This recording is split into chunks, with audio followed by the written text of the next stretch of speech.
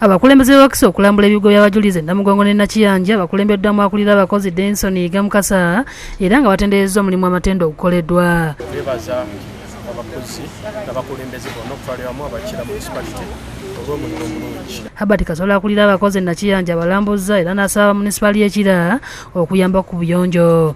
Yessaabalabizi ekkanisa ya Uganda yawummula Livingstone Mpalanyi Nkoyoyo ategeeza nti wakyaliwo ebirala ebyetaaga okukolebwa. Mulimu gugenda maaso naye ekigendwa kyaffe ffe pulani gyetwalina era gyetulina nti Juni 3 omwaka ogujja tusuubira nti tujja okuyingira ekifo kino. Ku kigo ky'Abakatoliki nayo basanze emirimu gitambula bulungi era ng'ebyokwerinda byongedde okunywezebwa. Mu ngeri emu abakristu b'e Bukeerere basimbye emiti egy'ekijjukizo okuva ku kigo kyabwe okutuuka ku kigo ky'abajulize Namugongo era nga Namukadde Kevin Namirembe yeesunga okulaba ku Papa Francis ng'ono agenda kubeera wakusatu kuba yali alabye abawaka ajja mu Uganda. Paapa namulaba ow'enkaaga-mu-9 era nensanyuka nnyo namukwatako ne mu ngalo nti ne luutu eno wendi ngenda okulaba ku Paapa ate ow'okumeka owokusatu. Akulira enteekateeka ku kigo kino Reverend Father Vincent Rubega annyonnyodde ebimu ku bigenda mu maaso. Akayanja amazzi twagazizaamu nga bwe mulengera ate n'olutindo Papa kwanaayita nalutira luyoyoota ate ali kwanaasomera emmisa nayo mugiraba banaatera ogijjako engalo. Ni musanyufu nnyo okubeerawo ne ntulula ebintu bino nga nze Omukatoliki kinkwatako. Oluvannyuma abakristo nga bakulembeddwamu Muwaasi Muwummuza balambudde ekifo kyonna.